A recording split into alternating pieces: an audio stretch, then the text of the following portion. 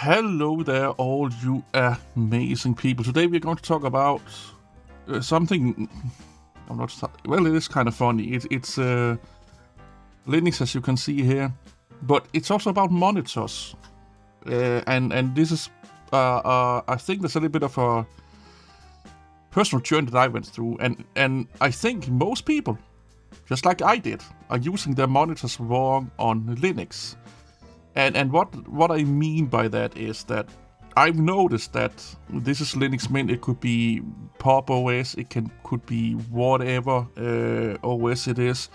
I'm just testing this Mint out, to be honest, but I actually kind of like it. And I thought, oh, it has to be X11, it had to be Wayland, and all of these things, because I noticed that when I was on Windows, on my Mac machine, my screens just seems to be a tad little bit better.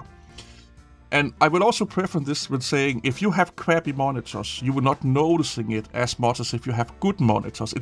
I'm not trying to pour shame or anything like that, but it's just like the better your monitors are, the better this effect or this problem will occur.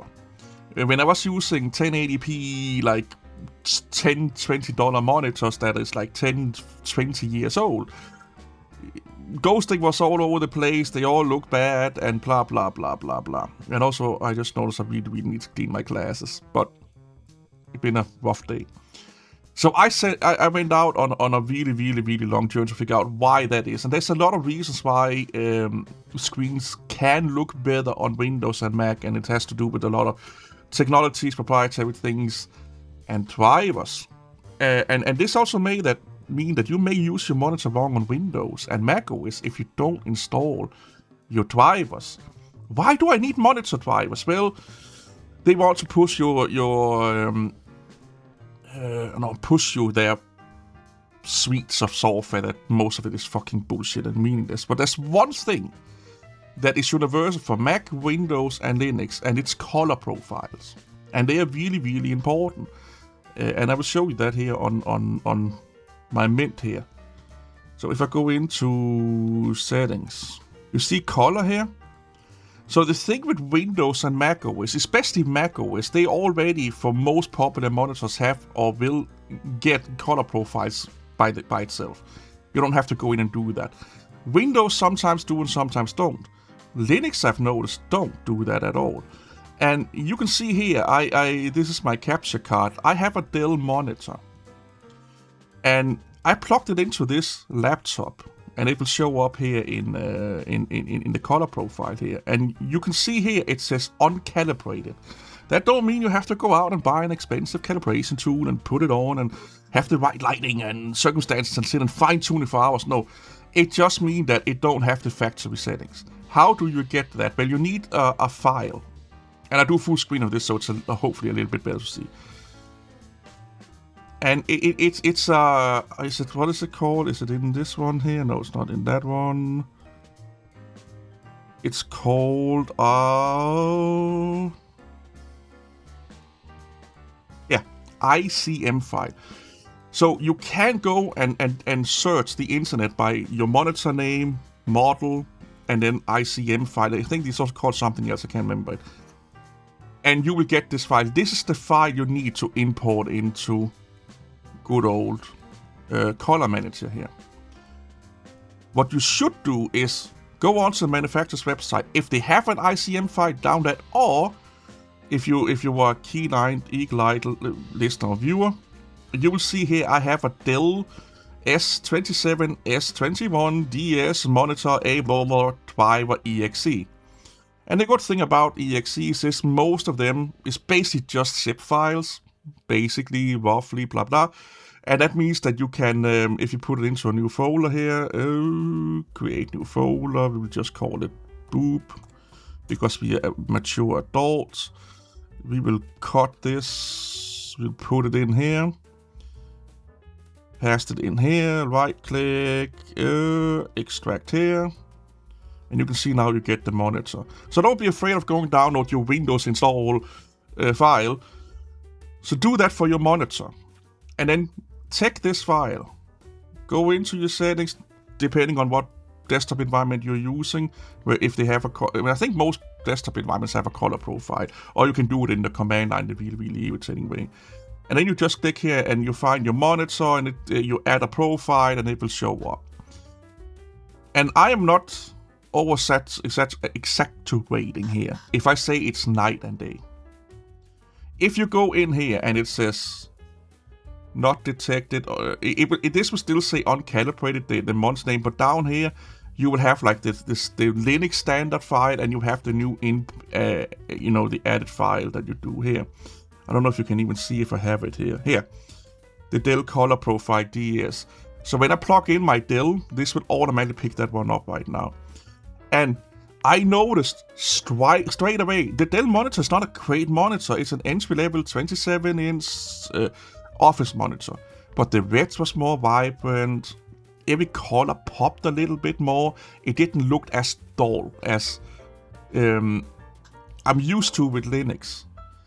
And it's such a small little thing that a lot of people forget, because we get used to it. We get used to the look. We like in the beginning, if you're not dual booting a lot or switching OSs a lot like I do, you don't notice it. If Linux is all you use, you never used anything but Linux, it's hard to imagine, but there are people out there, or you've been using Linux for 5, 10, 20 years, or close to 30 like I have, and that's all you use. You have forgotten how good your monitor can look.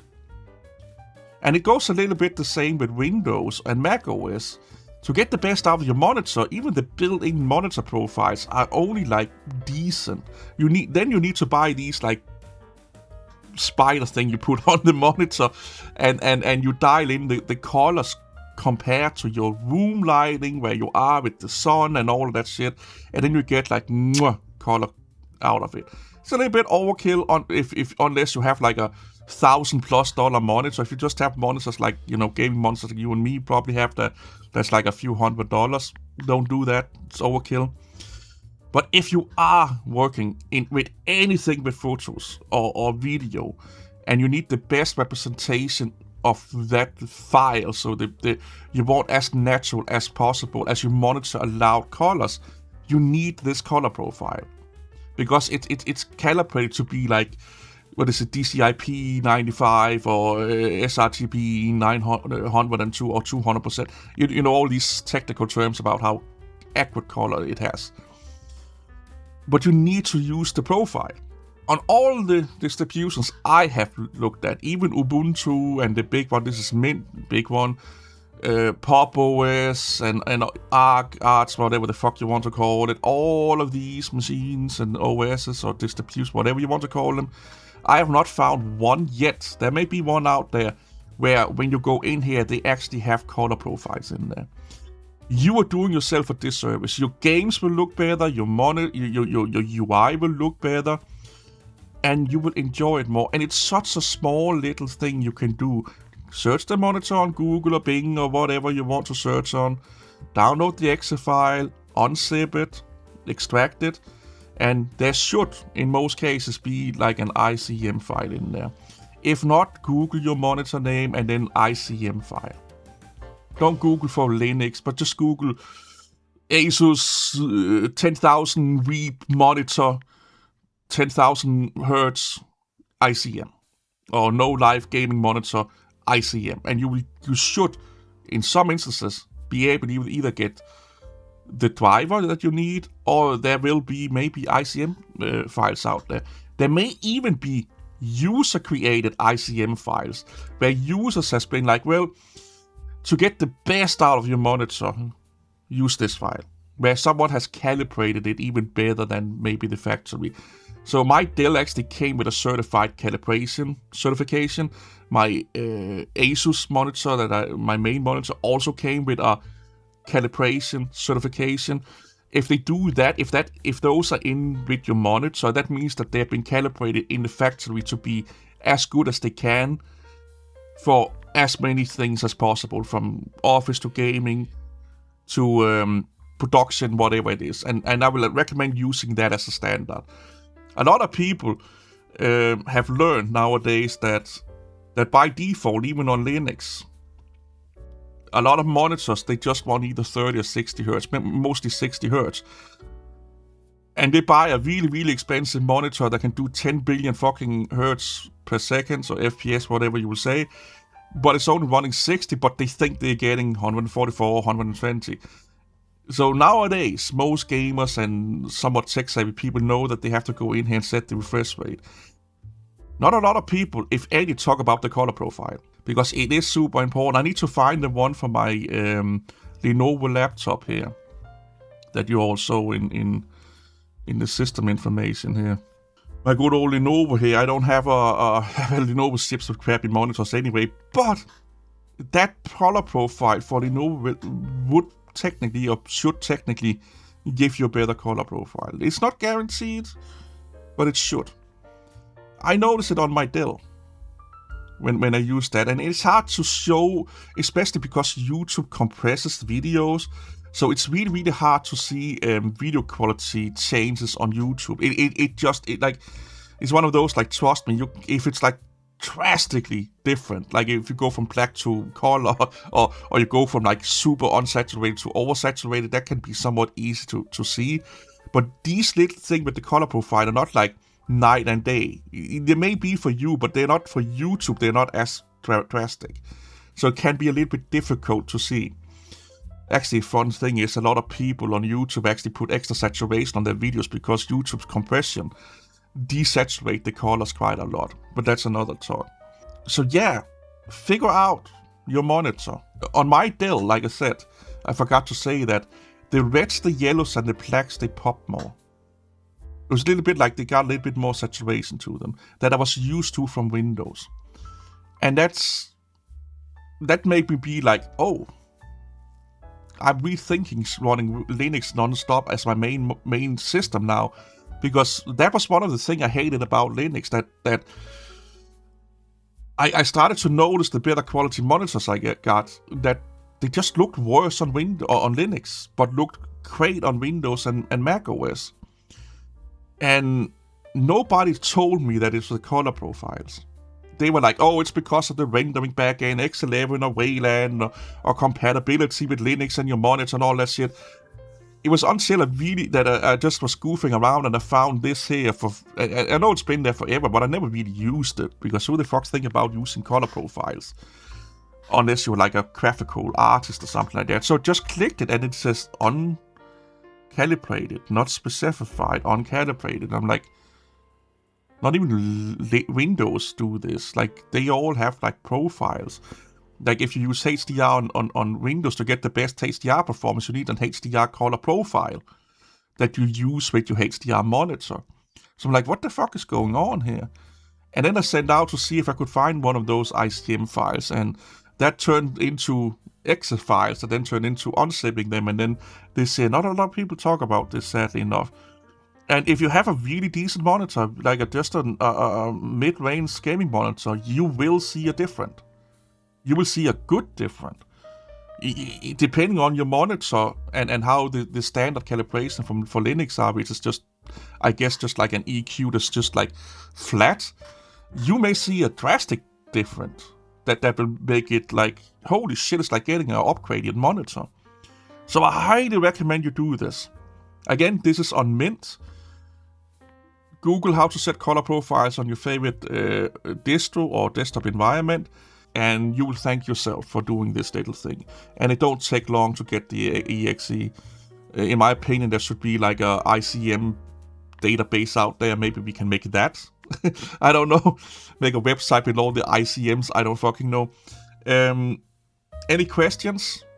I don't read the comments. There's too much BS in the comment section. Any questions? Go on to my Discord.